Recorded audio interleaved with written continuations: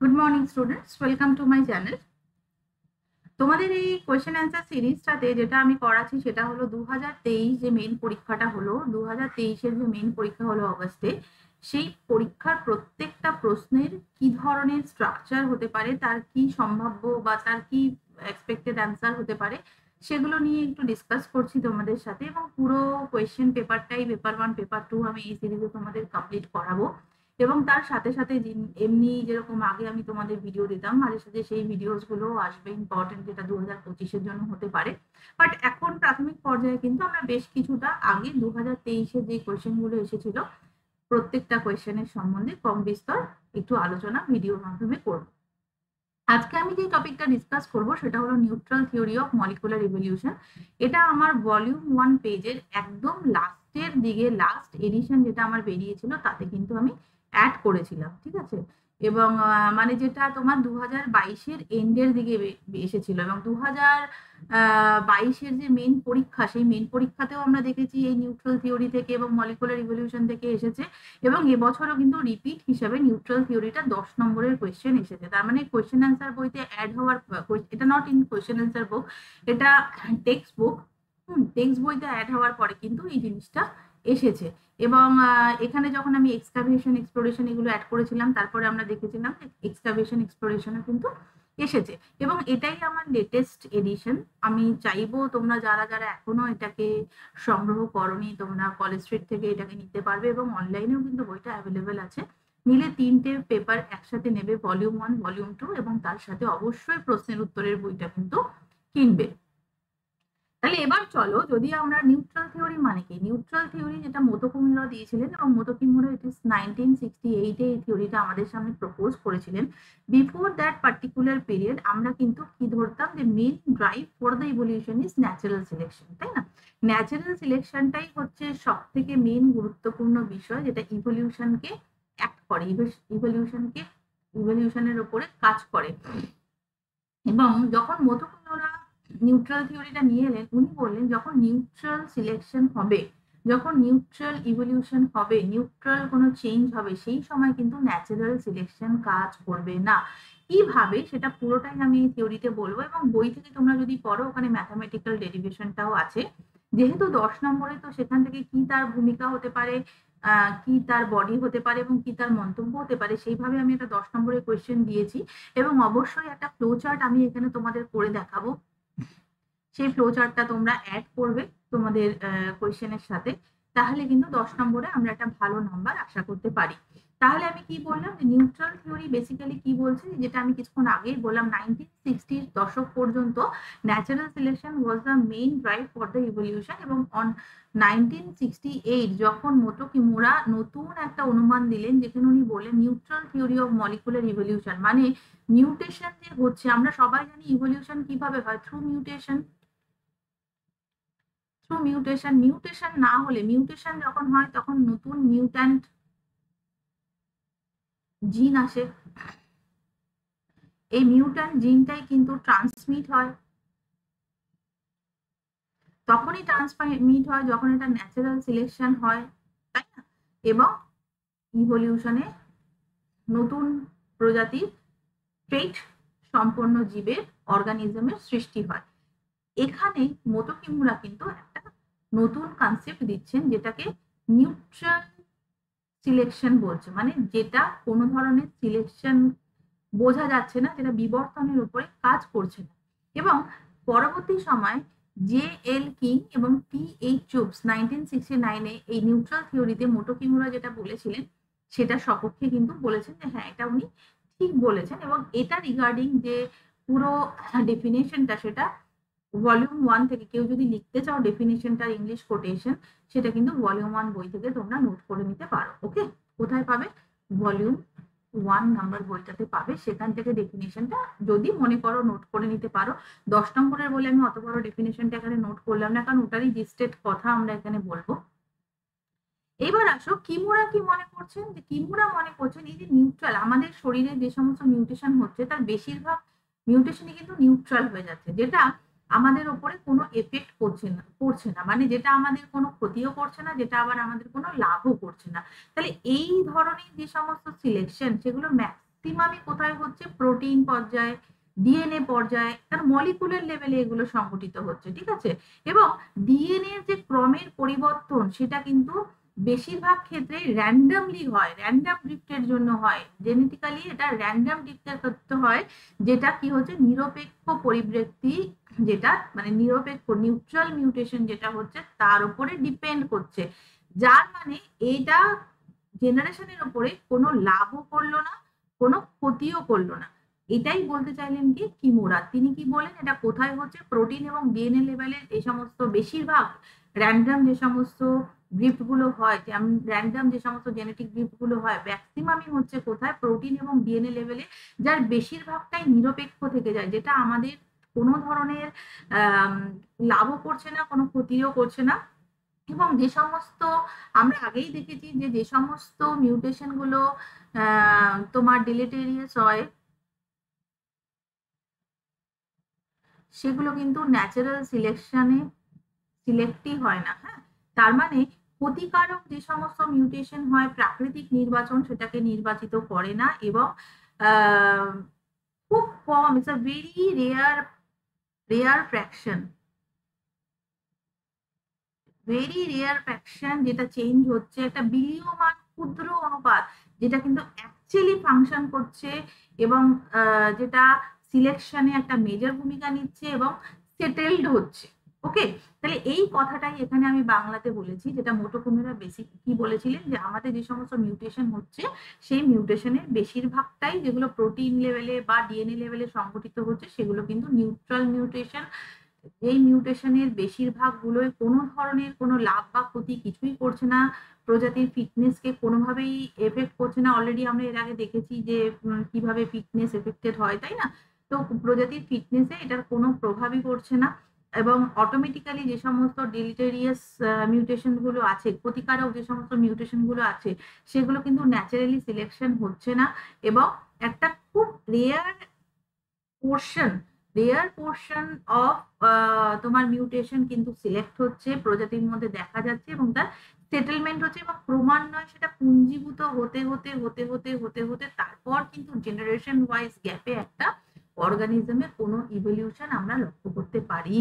ওকে, এটা আরো ডিটেলসে আমি তোমাদেরকে একটা চার্টের মাধ্যমে বোঝাবো।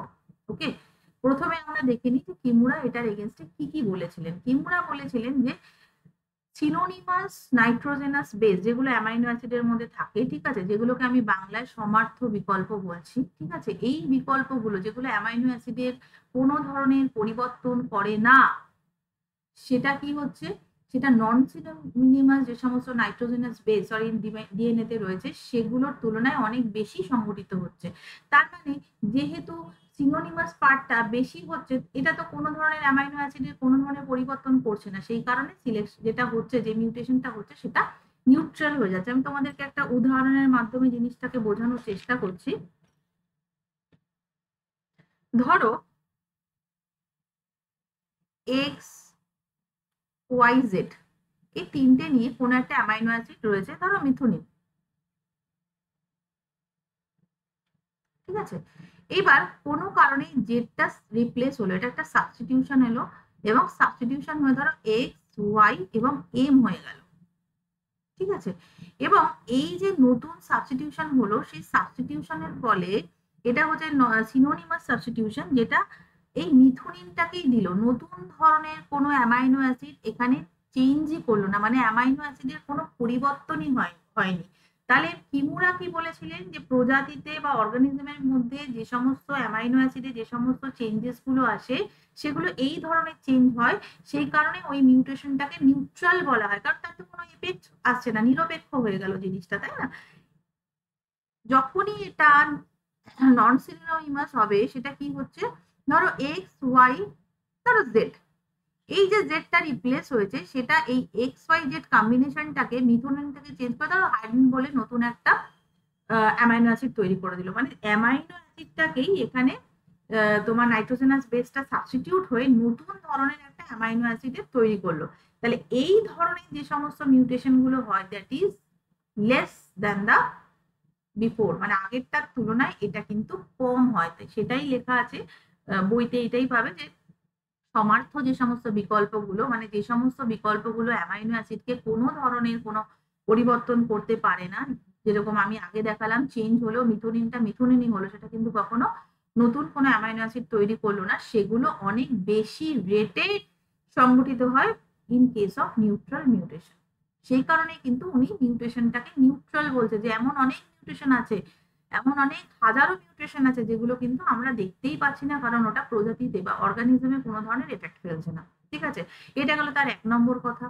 2 নম্বর কি বলেছে, নন কোডিং ক্রোম, মানে এই যে ডিএনএ ক্রম গুলো চেঞ্জ হচ্ছে, কোডিং নন কোডিং আমরা জানি। এক্সাম্পল হিসেবে ইন্ট্রন কথা বলেছেন, আমরা জানি ডিএনএ তে এক্সট্রন আছে, ইন্ট্রন আছে, এই ইন্ট্রনটা কিন্তু রিলিজ হয়ে যায়, তাই না? যারা পড়েছো এর আগে তারা জানো এটা কিন্তু রিলিজ হয়ে যায়। এই ইন্ট্রন যে পার্টটা, হ্যাঁ, এই ইন্ট্রন পার্টটাতে মিউটেশনটা বেশি হয়, সেই কারণে এটা রিলিজ হয়ে যাচ্ছে, এটা সিলেকশনই হচ্ছে না। তার মানে নন কোডিং যে ক্রমগুলো সেগুলো এই সিনোনিমাস নাইট্রোজেনাস বেসের মতনই অনেক বেশি রেটে কি হচ্ছে, ঘটছে। সেই কারণে সেটা যেহেতু রিলিজ হয়ে যাচ্ছে, সেটা যেহেতু ওখানে স্থায়ী হচ্ছে না, সেই ধরনের মিউটেশন গুলো নিউট্রাল মিউটেশন হচ্ছে। যদিও এটা বেশি হারে ঘটছে, তা সত্ত্বেও কিন্তু অর্গানিজমে এটার কোনো ধরনের এফেক্ট আমরা দেখতে পাচ্ছি না। আশা করি তোমরা বুঝতে পেরেছো, বইতে কিন্তু এই ভাষাতেই আমার লেখা আছে। সিউডোজিন যেগুলো থাকে সেগুলো অনেক বেশি রেটে তৈরি হয় রাদার দ্যান ফাংশনাল জিন। অবভিয়াসলি, কারণ সিউডোজিনে যখন বেশি রেটে কোনো ধরনের মিউটেশন হবে সেটা প্রজাতির মধ্যে দেখা যাবে না, ফাংশনাল জিনে কি হলে কি হবে সেটা প্রজাতির মধ্যে দেখা যাবে, তাই না? তো উনি নিউট্রাল মিউটেশনের কথা বলেছেন, এবার এগুলো পুরোটাই র্যান্ডামলি হয়, মানে এলোমেলো ভাবে সংগঠিত হয়, র্যান্ডাম ড্রিফটের কারণে হয়, জেনেটিক ড্রিফটের কারণে হয়। ঠিক আছে, এবং উনি ন্যাচারাল সিলেকশন নিয়ে এখানে বলছেন যে যখন এই ধরনের কোনো কাজ হয় তখন জেনেটিক ড্রিফট কাজ করে, র্যান্ডাম ড্রিফট কাজ করে, ন্যাচারাল সিলেকশন সেই অর্থে কিন্তু এখানে প্রভাব ফেলতে সক্ষম হচ্ছে না। ওকে, তাহলে এইটাকে যদি আমি কোনো ফ্লোচার্ট বেসে প্লেস করতে চাই, তাহলে আমি কি দেখতে পারি, মিউটেশন যেটা হচ্ছে, মিউটেশন বাংলায় যদি লেখো তাহলে এখানে পরিব্যক্তি লিখবে, আমি বাংলাতেই করে দিচ্ছি। মিউটেশন যেটা হচ্ছে, this is 2 type of mutation. একটা হচ্ছে ক্ষতিকারক, মানে যেটাকে আমি ডেলিটেরিয়াস বলবো। এই যে ক্ষতিকারক মিউটেশনটা হচ্ছে, সেই ক্ষতিকারক মিউটেশনটা কি হবে, এতক্ষণ ধরে আমি বললাম সেটা কি হবে, সেটা ফিটনেসকে ডিক্রিজ করবে, তাই না? It decreases the fitness of the organism. তার মানে যে অর্গানিজম, যে প্রাণী দেহটা ওখানে রয়েছে, প্রাণী দেহের ফিটনেসকে, তাই না, শারীরিক ক্ষমতাকে কমাবে। ওকে,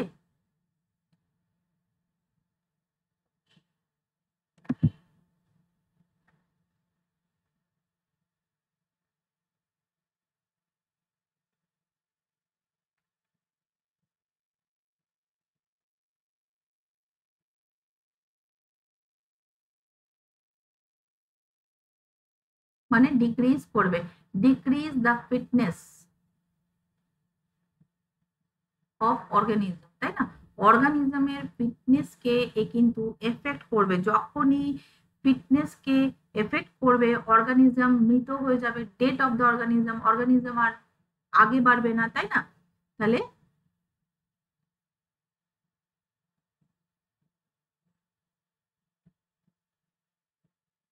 তার মানে নতুন কোনো জিনিস এলোই না, তাহলে কি করে সিলেকশন হবে, তাই না? ওখানেই তার বিনাশ হয়ে গেল। যখনই কোনো ক্ষতিকারক জেনেটিক মিউটেশন হবে, সেটা কিন্তু কি করবে, সেই পার্টিকুলার অর্গানিজমের ফিটনেসকে এফেক্ট করবে, শারীরিক ক্ষমতাকে প্রভাব ফেলবে, মানে কমিয়ে দেবে।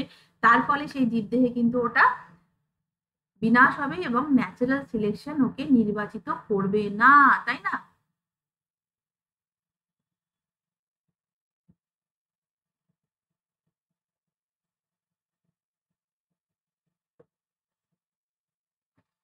তাহলে এই যে ধরনের mutation, those mutations do not effect any change in the evolutionary field of organism, কারণ এই জিনিসটা তো সিলেক্টই হচ্ছে না, তাহলে এটা চেঞ্জ করতে পারছে না।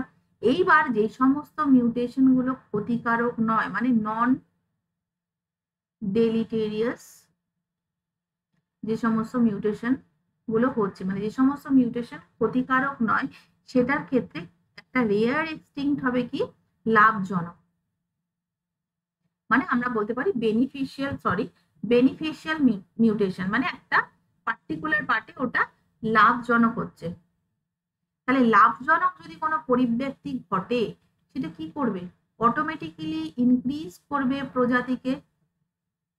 প্রজাতির শারীরিক ক্ষমতাকে,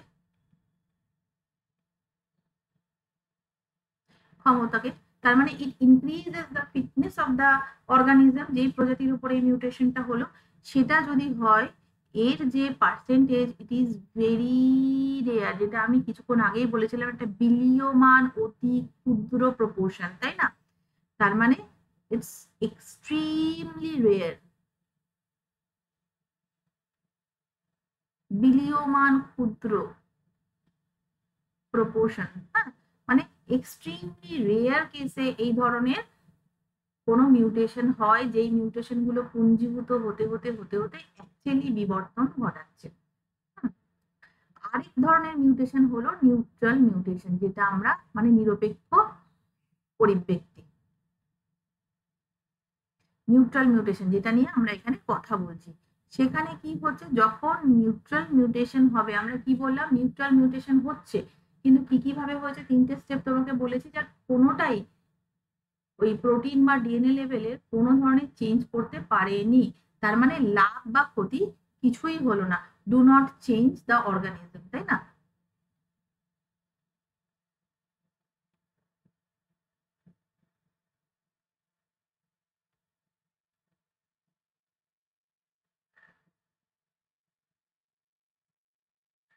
প্রজাতিতে কোনো প্রভাব ফেলে না।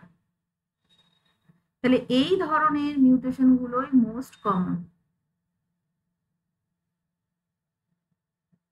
যেটা নিউট্রাল মিউটেশন গুলো। তার মানে এই ধরনের যে মিউটেশন গুলো সেটাই হলো মোস্ট কমন, সব থেকে বেশি হারে সংঘটিত হয়, কিন্তু সেটা প্রজাতিতে কোনো প্রভাব ফেলে না বলে নিউট্রাল মিউটেশন হিসেবে গণ্য হচ্ছে।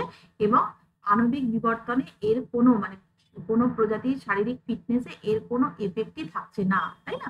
যদি ধরো আমরা একটা জেনারেল এক্সাম্পল ধরি, ধরো আমরা একটা স্পেশাল ক্ষমতা সম্পন্ন কোনো ব্যক্তি, নিশ্চয়ই হয়তো কয়েক লাখে একজন হয়, সবাই তো তা নয়, তবে তার মধ্যে একটা rare percentage of genetic mutation হয়েছে, যেটা হয়তো তার আইকিউ লেভেল এত বেশি যে কোনো কিছু দেখেই সে বলে দিতে পারছে, তাই না? কিন্তু আমরা সাধারণ পিপল, কমন পিপল, আমাদের মধ্যেও মিউটেশন হচ্ছে, কিন্তু আমরা সেটা করতে পারছি না। তার মানে আমাদের যে মিউটেশনটা হয়েছে সেটা আমাদের কোনো কিছু বাড়ায়ও নি, আবার কোনো কিছুকে কমিয়েও দেয়নি।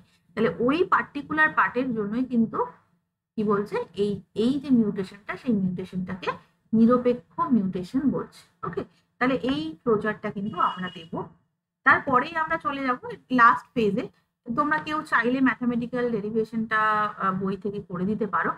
এই যে আমরা পর্যবেক্ষণ, মানে এই যে তিনটে পর্যবেক্ষণ বেসিক্যালি, যেটা নন সিনোনিমাস, সিনোনিমাস, ঠিক আছে, সেটা দেখলাম, কোডিং নন কোডিং এর ব্যাপারে দেখলাম, এবং সিউডোজিন অ্যান্ড ফাংশনাল জিনের ব্যাপারে দেখলাম। এই যে তিনটে যে পর্যবেক্ষণ যেটা কিমুরা করেছিলেন, সেটা কিন্তু তোমার নির্বাচনকে বিরোধ করছে। এবং এখানে এটা সবসময় মাথায় রাখবে যে এই যে আণবিক বিবর্তনের যে নিরপেক্ষ মতবাদ, মানে যে নিউট্রাল থিওরি মতবাদ, অনেক জায়গায় ওরা বলছে যে পুরোপুরি ডারউইনিয়ানকে নাকচ করে দিচ্ছে। অ্যাকচুয়ালি পুরোপুরি বিরোধী নয়, তারা বলছে কিছুটা পার্ট ইজ ফ্যাক্টর, বাট এরা ম্যাক্সিমাম বলছে যে because of the genetic drift এই জিনিসটা হচ্ছে। হ্যাঁ, এবং প্রত্যেকটা পক্ষই স্বীকৃত দিচ্ছে যে জীব এবং তার পরিবেশের যে অভিযোজন, যে অ্যাডাপ্টেশন, সেটাই কিন্তু ন্যাচারাল সিলেকশনের একটা গুরুত্ব রয়েছে, তাই না? তাহলে এক্ষেত্রে আমরা লাস্টে কনক্লুশন হিসেবে কি বলতে পারি, যে তিনি বলেছিলেন যে যে কোনো ধরনের পজিটিভই হোক বা নেগেটিভই হোক, সেই সমস্ত সিলেকশন হবে, সেটা কিন্তু বিবর্তনকে ব্যাখ্যা করা যায় না। কারণ বিবর্তনের ক্ষেত্রে অনেক বেশি রেটে কি হচ্ছে, নিরপেক্ষ বিবর্তন হচ্ছে। যে বিবর্তনগুলো নিরপেক্ষ থেকে যাচ্ছে, অনেক মিউটেশন আমরা দেখতে পাচ্ছি না, কারণ সেটা প্রজাতির উপরে কোনো ধরনের এফেক্ট ফেলছে না। এবং তিনি মনে করছেন যে নিরপেক্ষ পরিব্যক্তিগুলো জেনেটিক ড্রিফট প্রক্রিয়ার মাধ্যমে বিস্তারিত হয়, যেখানে একমাত্র সুযোগের কারণে একটি পরিব্যক্তি জনসংখ্যায় বিস্তার লাভ করে। মানে এখানে উনি জেনেটিক ড্রিফটটাকে ন্যাচারাল সিলেকশনের আগে বলছেন, এবং সেখানে উনি বলছেন তার মধ্যে থেকে ভেরি এক্সট্রিম পোর্শন কি হচ্ছে, ন্যাচারাল সিলেকশন হয়ে পরিব্যক্তিতে মিউটেশনটা জনসংখ্যায় ডেভেলপড হচ্ছে। তাহলে এইটুকু হলো আমাদের নিউট্রাল মিউটেশন। আশা করি তোমরা বুঝেছো। বুঝে থাকলে অবশ্যই আমাকে কমেন্ট করে জানাবে। পরের কোয়েশ্চেনটা আমি মোস্ট প্রবাবলি জেনেটিক কাউন্সিলিং নিয়ে আছে, তো আমরা খুব তাড়াতাড়ি সেটা নিয়ে ডিসকাস করব। কেমন লাগলো অবশ্যই জানাবে। Thank you.